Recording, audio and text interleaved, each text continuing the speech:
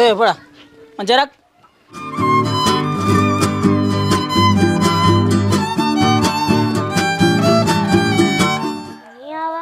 దీనికి మీరు బాగానే ఉందేంద్రా.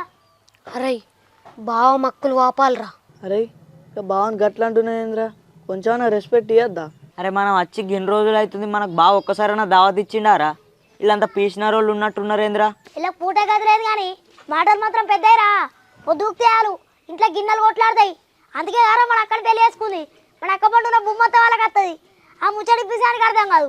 అక్క సల్ల ఉండా పురాగా పూట గదిలేనోనే వేసుకుంది యారా. మరి ఇప్పుడు మనం ఏం చేద్దాం?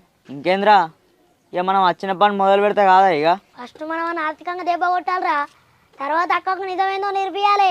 అరే అత్తమ్మ మామ బావ ఇలా ముగ్గురు మూట ఒకటే ఉంది గారు ఇంట్లో. అరే అత్తమ్మ కొద్దిగా మంచిదేరా, కానీ మామ బావ మాత్రం దొంగనా కొడుకులు. మామని చూస్తే కొద్దిగా అమాయకులు లెక్కనే అనిపిస్తుండ్రా. ఈ అత్త ముందు బాగా ఉసారతానం చేస్తుర్రు.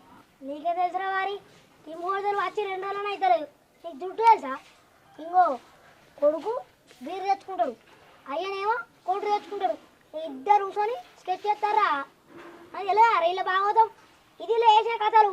మరి ఏదన్నా చేయుర్రా, పట్టిగా కొంప మునుగుతాయి. అరే మనకి ఇట్లా ముచ్చట్లు పెట్టుకుంటుంటే పని అయితే ఆదిరా. మనం ఏందో చూపించేందుకు ఇక్కడికి వచ్చినాం. మనం పారి మనం వచ్చిన పని ఏందో చేద్దాం.